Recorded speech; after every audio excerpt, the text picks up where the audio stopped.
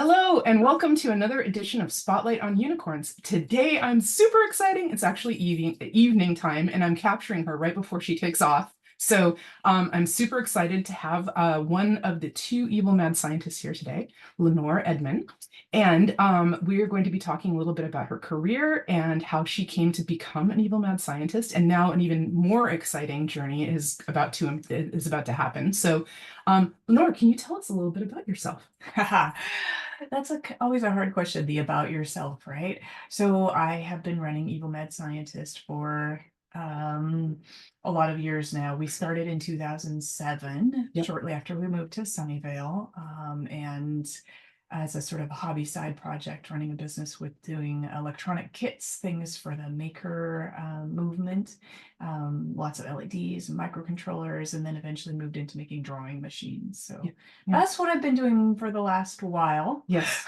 And then before that, you were working you guys were out in Colorado too, right? For a while? Right. Yeah. So in Colorado, I was working at the University of Colorado Boulder as the graduate coordinator for mechanical engineering. Hmm. So helping grad students get through their graduate school process, whether that was admissions or all of the administrative things that need to happen.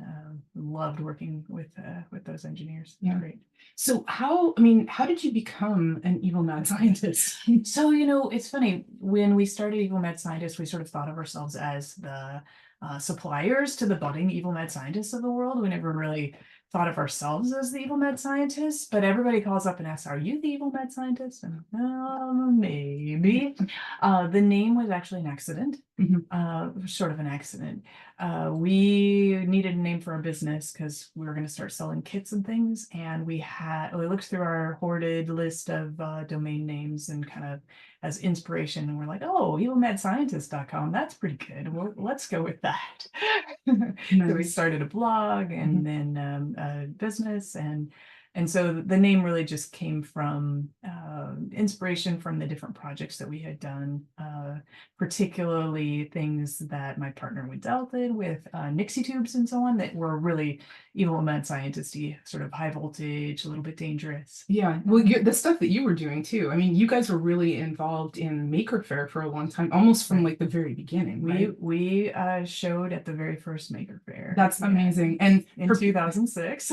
for people that don't know, Maker Faire is a gigantic, it's just a thing now, right? I mean, it's like thousands of people go.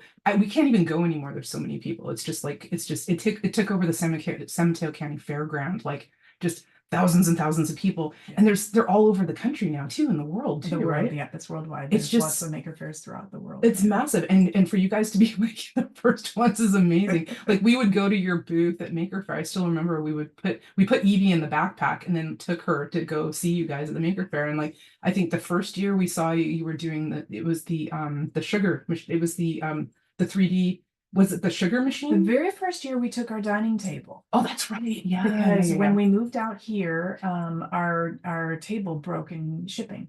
And we had this wonderful mosaic table that Wintel had built to fit our apartment back in Austin, Yeah, so yeah. quite a ways ago.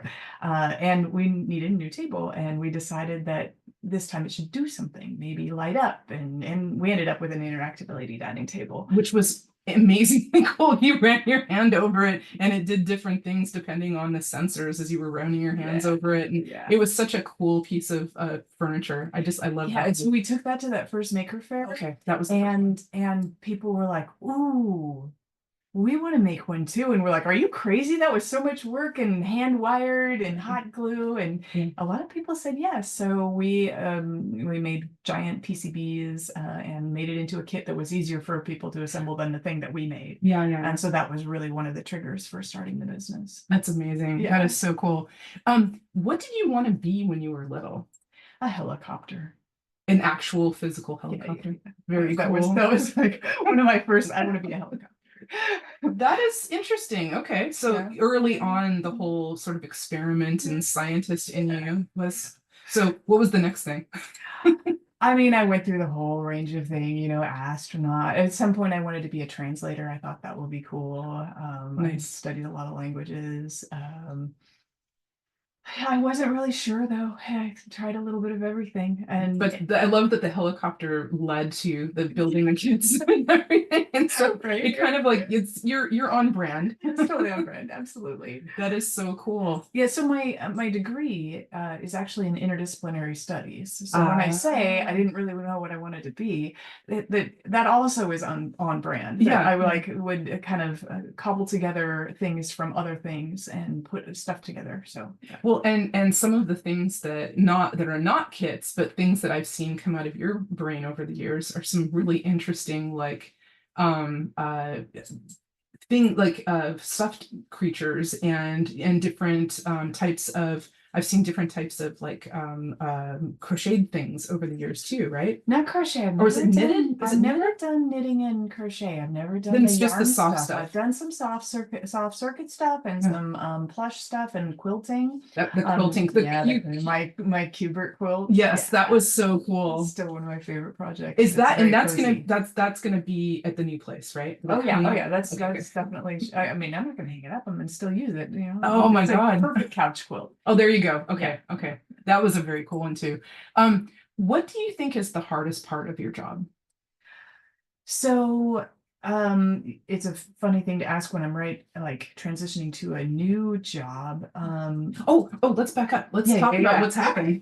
This is a huge deal. Okay, and you're right in the thick of it right now. So, Absolutely. what has happened to Evil Mad Scientists? So, Eagle Mad Scientist is at a transition point, and we have joined forces with Bantam Tools. So we're going to be focusing on pen plotters and art machines, CNC machines. So we're kind of narrowing our focus, which is nice. Mhm.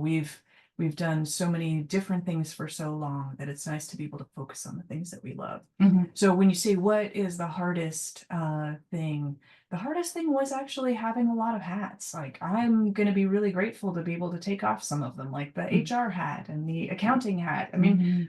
they're fine, but when you also have the support hat and the um, uh, documentation and purchasing and Website updates, all of the things, blog there's writer, like all of right, that, right? right, and events, and there's so many different things about it that was the hard thing. That there was so many things about it and Yeah. so many different details that you had to do. It's like the small business on speed because you guys were doing like something that had never been really done before. And then on top of it, you were kind of working your way along, kind of figuring out how to put all these things together, right? So that's amazing. I mean, I still like to this day, I can't believe that it went from like living room to like factory. That's so quickly too. I mean, you guys went all in, you know? Yeah, I mean, we started out renting a little office, Yeah. and then I think by 2010 we were over in our first real shop space. Yeah, that's amazing. Like, Yeah. 3 years later and Yeah. you're doing it. I mean, that's entrepreneurial spirit. What do you think is the one thing that you would have done differently? Differently. Gosh, I'm not sure there's a lot that I would have done differently. I learned so much along the way, and if you change, any of the little things, you don't get the amazing lessons and connections and growth. Um, yeah, every bit of it has been valuable. Yeah, yeah, that's good. I mean, that's definitely like the entrepreneurial mindset, right? It's like one thing doesn't work, okay, we're gonna get back on it and do something else. So, Yeah. um, if you could change anything about, and this is actually a perfect time to ask it about your job, what would that be? Like, not the new job, which by congratulations, Thank you. the COO of Bantam Tools, right? That is a huge, like, that's like a big C-suite title, right? You need to get the business cards. You got it. So just so you can hand them out to people. But I mean, so what do you think, like, before, if you were to answer this question before the What change? should I change about my job? Yeah. Again, it would be, trying to find a way to focus on fewer things. Being better at delegating, giving away tasks to other folks, and finding ways to narrow to be able to do fewer things better. Yeah. And you guys were saying too, it's like now you're actually going to be able to have weekends again, right? Kind of looking forward to that. And holidays and vacations, like all these lovely Yeah, things, right? yeah. So I get, yeah, because I mean, when you're when you're a small business owner, I mean, it is all on you. It's all encompassing. It really is. You have to be very, very careful to not burn out, to reserve time for yourself. And for us, having come from our hobbies, the things that we were doing for fun and building up this business about it, we also had to find new hobbies that we couldn't monetize, that the business couldn't take over, because then they become work. Yeah. And so we had to find things to do that brought that kind of joy back into our lives, that wasn't going to become the work things. I was going to say, that's that kind of how you kept from burning out, because you guys were going at it like 2010 up till now, like all cylinders firing. Like, how did you keep from burning out?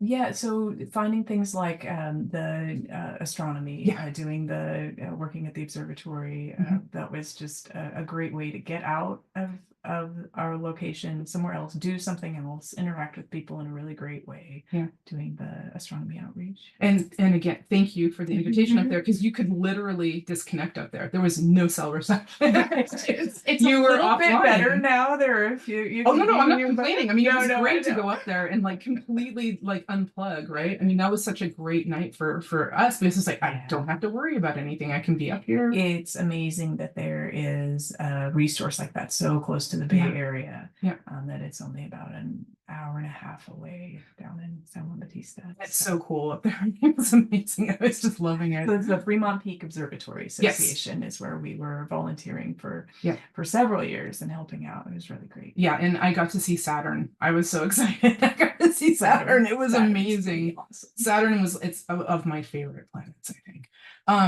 And what would you tell your younger self about like where you are now, who you are now? You really can do anything. That's the thing, the reminder that you really you can do it when you put your mind to it. That there aren't any barriers that you can't get over. That's amazing. I mean, all the things that you guys have been able to do, and moving to a new part of the country and taking on this new responsibility, it's like a whole new chapter. It's like how many careers have you gone through at this point? Have you ever stopped and counted? Not really, no. I mean, I now thinking back, I consider myself an interdisciplinarian, and if you say that, it's all connected. It's all one continuous path. Where there are things that I've learned from these jobs, even if they may seem really different from what I do now, they all play in together. Yeah, and they build up your skill set over the years and being able to do all these different things. Yeah. Who has helped you the most in your career, do you think? There are so many people. I have this incredible network of coworkers and friends and colleagues. So there isn't any one person. I have some super close friends now that have been just amazing folks, like Anne-Marie Thomas, who just retired from working as an engineering professor at the University of St. Thomas in Minnesota. She's just amazing. My friend Christy Canada, who ran Instructables with her partner. She's just stellar. So anyway, there's this amazing, often women that I've grown close to and have just learned so much from, and who support each other. No, having that community like that is so important. And the thing I'm excited about too is that you guys have mentioned you're only going to be like a very close train ride to New York City, and so you're going to be able to tap in and access that whole other group of people. Not just New York City. I have friends up in upstate who are artists and people who make amazing things just in the whole greater community. So I'm really excited about the new location. There's so many cool people out there. Exactly, and now you've got this sort of cross country sort of connection. Now you're sort of bi-coastal. We've been an online company for so long that our friend group has never been location based, or never been strictly location based. That we have friends all over the world, and it's just amazing that we can just go to a city and there will be people there that we know. It's so cool. That's the best part, I think, about what the internet has brought us is Yes. that it's brought a lot of, if you look on the good side, bad side thing, but I really think that it's done a lot to bring people closer together and to be able to have those exchange of ideas. I think that's really what why I continue to work in tech, is that it's an opportunity to do those types of things. And you guys really take it to a next level. It's like being able to connect all these makers and all of the tutorials and the videos and all of the different blogs over the years to like help people be able to do and work on these things. And there's so many other groups and people like us who are doing that same community building online. And so right now the areas that we're deeply connected in are in the generative art community and the plotter artist community. And there's so much happening there. And it's really wonderful. And it's really exciting. And you guys are going to be deeply immersed in it. Yes. What is your most important job? Most important job? I think the thing that I love most is when I get to make connections, when I get to build people up and teach people something, whether that's, connecting to them to someone who can help them, or that they can help, or helping them find a resource for something that they're trying to do. That's my favorite thing. I don't know if that's most important, but that's the one that gives me the joy. Yeah, and that's going to be kind of the perfect job for you, right? The new job that you're undertaking is that chief operations officer. You're going to be connecting things and organizing and pulling people together and projects together. So I think this is I'm really excited for you. It's going to be amazing. If you could have any tool, just in the world built for you that would help you with the work that you do, like what would that be? It's so funny to ask that, because what do? I make tools. Yeah. So I was thinking about this question, and I think it would be a reminder tool to remind myself that I'm as capable as I am. Everyone gets those times when they're like doubtful or worried about whether they'll be able to do the thing. And I need a tool that will be like, hey, you're in that space. You need to get out of it now. So that's the tool I want. I want a reminder. Like your own cheering squad. Yes. That would be like I could imagine like some sort of like little thing that would pop up and go, you got this. Yes. Yes. Maybe you guys could do it, like that could be a kit, right? Yeah. You could actually have a kit and it would go like, you could program it to say different things throughout the day and it would just sort of pop up on your desk and like remind you like, you got it. That would be awesome. And this is the last question. This is my favorite one. What kind of unicorn would you say you are? What is your special magic? So I think I have actually kind of two tracks that come together. One of them is not seeing boundaries. So this is again the interdisciplinary thing that that if I'm talking with someone about a topic, I'll bring in something from a completely different topic because I think it fits. Whereas other people might not go there because it's a different thing. There's a boundary around it. There's a wall around it. That's engineering. You can't mix that with food, or whatever that is. So that not knowing that there's a wall. So that's one part of it, and then the other part is the making connections. And the connections might be again like food and engineering, or it might be between people where we'll be having conversation and someone will say something. I'll be like, I know the person that you need to get connected to. And just like that magic that happens when you can get the right people together. And I mean that's been one of the things, like the very first time we met you guys, is this how connected you are within, so many people and you're making those connections. And I know of the two of you, I know who's making the connections. I mean, we both do. His are quieter, but they're very strong. And we both do make the connections, but I may be a little bit more on the social side. And just like the interesting people that you're able to pull together, and you're also, I mean, one of the things too that I think is just so magical about you is that you're so open and giving of your time and just being able to like stop and really listen to people and and make those connections with other people. And you've always been so kind to Evie from like day one. I mean, you guys have known her.